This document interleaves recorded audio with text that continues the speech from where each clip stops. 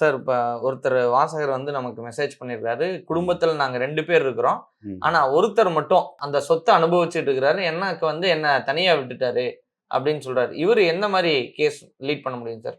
கண்டிப்பா வந்து சொத்த அனுபவிக்கலாம். அவர் அனுபவிக்கிறதுக்கு உண்டான உரிமை இருக்கு. பட் ஆனா அந்த அனுபவிக்கும்போது அதனால வரக்கூடிய வருமானங்கள அத சமமா பங்கிடணும். இல்லன்னா அதுக்குண்டான வருமானத்துல அவருக்கு உண்டான சம்பளத்த எடுத்துக்கிட்டு மிச்சத்த வந்து சகோதரரோ, சகோதரிக்கோ வந்து குடுத்து தான் ஆகணும்.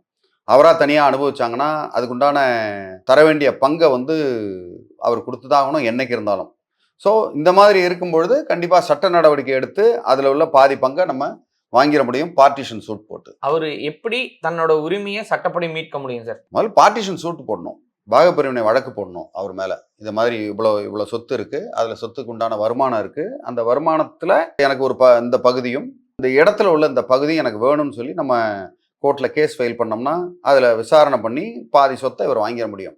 அதுக்காக அண்ணன் தானே, தம்பி தானேன்னு நீங்க விட்டுட்டு அப்படியே இருந்துட்டு என்னைக்காவது ஒரு நாள் வாங்கிக்கலான்னு ஒரு சோம்பேறித்தனத்தோட இருந்தோம்னா, கண்டிப்பா அவர் இருக்க வரைக்கும் அவர் அனுபவிச்சுட்டு போயிட்டே இருப்பாரு. அதனால உடனடியா அவர் மேல ஒரு சட்ட நடவடிக்கை எடுக்கலாம். உங்களுக்கு தேவைப்பட்டால் அத வந்து கண்டிப்பா செஞ்சுதான் ஆகணும். இதுல இப்போ ஒரு வேள டாக்குமெண்ட் படி அது அவரு பேர்ல இருந்ததுன்னா, இவரு எப்படி சார் கேட்க முடியும்?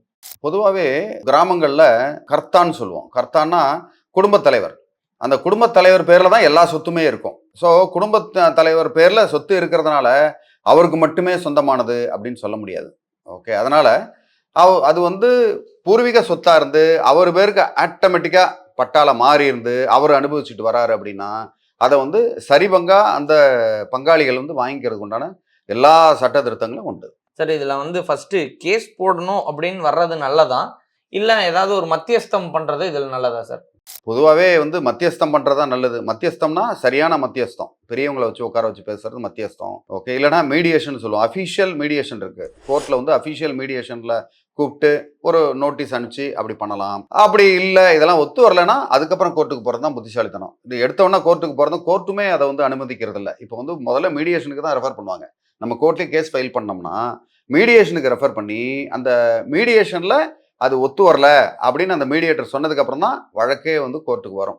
அதனால எப்போதும் மீடியேஷன் இஸ் ஆல்வேஸ் குட். எதுக்காக அது சொல்றேன்னா, உங்களுக்கு செலவினங்கள், நாட்கள் ரொம்ப நாள் நீடிக்காது. அவங்களுக்கு ரொம்ப பேராசை இல்லாம இருந்தாங்கன்னா உடனே வேலை முடிஞ்சிடும். ஏன்னா யாராவது ஒருத்தவங்களுக்கு பேராசை இருந்தாலும், இல்ல 2 பேருக்கு பேராசை இருந்ததுன்னா கண்டிப்பா வருஷக்கணக்கில் தான் இது போறதுக்குண்டான வாய்ப்பு அதிகம். இப்ப இதுல என்னென்ன ஆவணங்கள் வந்து முறைப்படி சட்டத்துக்கு தேவை இருக்குது சார்? இதுல வந்து ஆவணங்கள்னு பார்த்தீங்கன்னா, அந்த சேல் டீடு முதல்ல, அந்த பட்டா, அது மாதிரி லீகல் ஏர் சர்டிஃபிகேட்டு, ஓகே. அது மாதிரி அதுக்குண்டான வருமான சான்றிதழ்கள், ஓகே. அது மாதிரி சொத்து வரி ரசீது இதெல்லாம் வந்து நமக்கு சப்போர்ட்டிங் டாக்குமெண்ட்டா இருக்கும். அது இருந்ததுனாலே ஆட்டோமேட்டிக்கா இவங்க ப்ரூவ் ஆயிரும். யார் வந்து ஓனர் அப்படின்றது ப்ரூவ் ஆயிரும். அதுக்கேத்த மாதிரி நம்ம கேஸ் ஃபைல் பண்ணிக்கலாம். அப்ப இவரோட கேள்விக்கு வந்து பார்ட்டிஷன் ஷூட் வந்து ஃபைல் பண்றதுக்கு ஒரு வாய்ப்பு இருக்குது. அதுக்கு முன்னாடி ஒரு குடும்ப உறுப்பினர்களையோ, ஒரு ப்ரொஃபஷனலா இல்ல மத்தியஸ்தம் பண்ணக்கூடியவங்களையோ வந்து அணுகி முறைப்படி பண்றது லாஜிக்கா இருக்கும் அப்படிங்கிறத சொல்லியிருக்கீங்க. ஆமா. முறைப்படி பண்றது தான் வந்து லாஜிக்காவும் இருக்கும், ப்ராஃபிட்டபிளாவும் இருக்கும், டைம் கம்மியாவும் செலவாகும்.